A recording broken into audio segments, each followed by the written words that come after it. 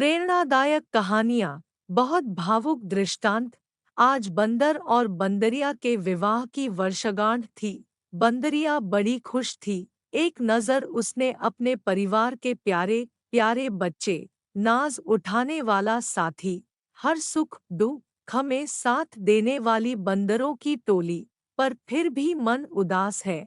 सोचने लगी, काश मैं भी मनुष्य होती तो कितना अच्छा होता। आज केक काटकर सालगिरह मनाते, दोस्तों के साथ पार्टी करते। हाय, सच में कितना मजा आता। बंदर ने अपनी बंदरिया को देखकर तुरंत भांप लिया कि इसके दिमाग में जरूर कोई ख्याली पुलाव पक रहा है।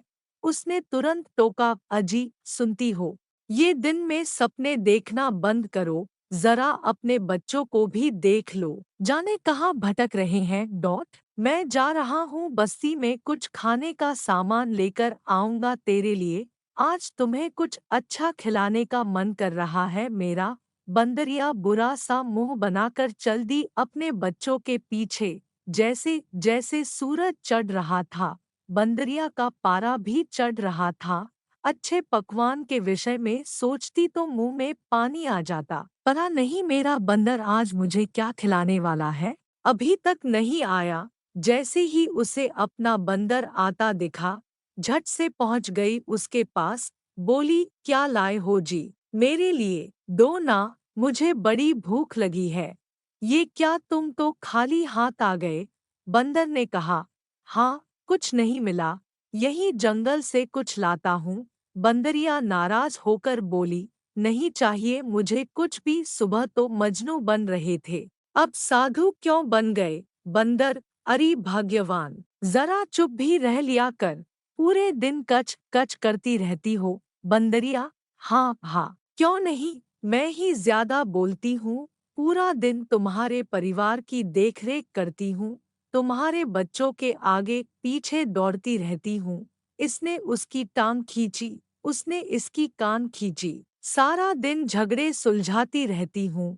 बंदर, अब बस भी कर, मुंह बंद करेगी तभी तो मैं कुछ बोलूंगा। गया था मैं तेरे लिए पकवान लाने शर्मा जी की छत पर, रसोई की खिड़की से एक आलू का परांठा झटक भी लिया था मैंने, पर तभी शर्मा जी की बड़ी बहू की आवाज सुनाई पड़ी, अरे अम्मा जी, अब क्या बताऊं, ये और बच्चे नाश्ता कर चुके हैं, मैंने भी खा लिया है, और आपके लिए भी एक परांठा रखा था मैंने, पर खिड़की से बंदर उठा ले गया।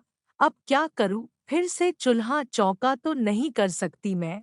आप देवरानी जी के वहां जाकर खा लें, अम्मा ने रुंधाए से स्वर में कहा, पर मुझे दवा खानी है। बेटा, बहू ने तुरंत पलटकर कहा, तो मैं क्या करूं?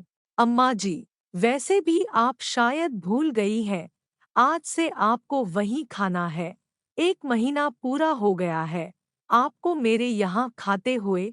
देवरानी जी तो शुरू से ही चालाक है, वो नहीं आएंगी आपको बुलाने, पर तय तो यही हुआ था कि 1 महीना आप यहाँ खाएंगी और 1 महीना वहाँ।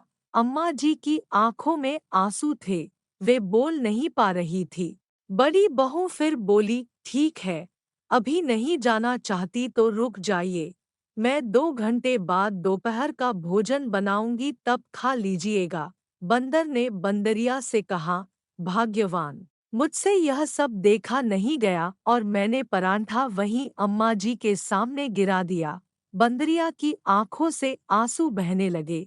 उसे अपने बंदर पर बड़ा गर्व हो रहा था और बोली, ऐसे घर का अन्न हम नहीं खाएंगे जहां माँ को बोझ समझते हैं। अच्छा हुआ जो हम इंसान नहीं हुए, हम जानवर ही ठीक है।